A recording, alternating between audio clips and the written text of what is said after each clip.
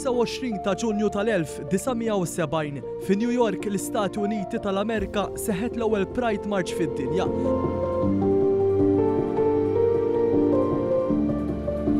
Eluf ta' Amerikani dak iż-żmien injorati mill-gvern, mill-politiċi u anke mill-medja ħarġu fit-toroq ta' Manhattan biex ifakru kif sena qabel il-Pulizija ta' New York irrejtjaw il-bar Stonewall u arrestaw bosta persuni omosessuali fuq l-ebda bażi u ġustifikazzjoni. Sentejn wara, jiġifieri l-1972, il-Pride March beda jsir ukoll fir-Renju Unit u fil-Kanada.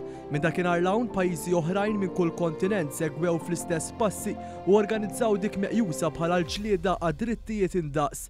L-2004 f'Malta dak iż-żmien bi ftit liġijiet li jirrikonoxxu d-drittijiet tal-persuni mill-komunità LGBTIQ+, l-MGRM kienet bdiet torganizza l-ewwel Pride March fil-Belt Valletta.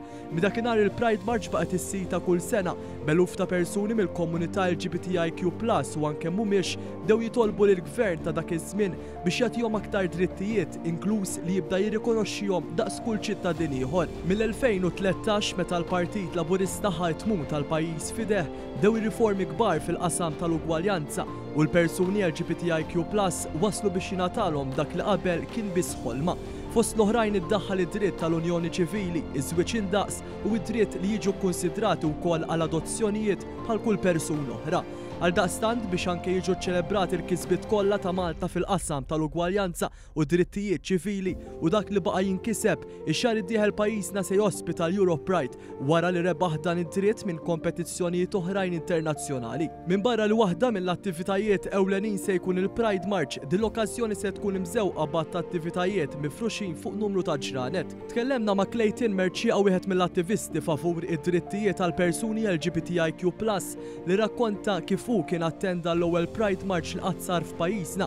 Iddikjara li dak iż-żmien kien għadu skomdu jgħid li hu persuna gay, iżda dakinhar kien ħassu differenti. L-ewwel Pride March li saret mill-Malta Gay Rights Movement dak iż-żmien fit-2004 jien kont għadni laqqas jingħu, jiġifieri attendejt fil-periferija kemm jista' jkun il-bogħod, però ħassejt din is-sejħa li nkun hemm biex nara bajnejja x'inhi, għax kien ovvjament l-ewwel darba l-Pride u kont ġejt ma' ħabibti, għax kont qed nibża mmur waħdi u hekk niftakarat li l-nifsi ejja m'iniex waħdi, avolja forsi kien hemm 50 ruħ dak iż-żmien, dak il-feeling li għadt ejja fl-aħħar għaw xi ħadd ieħor bħali li nista' ngħid li jiena m'iniex l-unika bniedem f'Malta, dak iż-żmien ma kienx hemm social media li tajt hemm iktar viżibilità.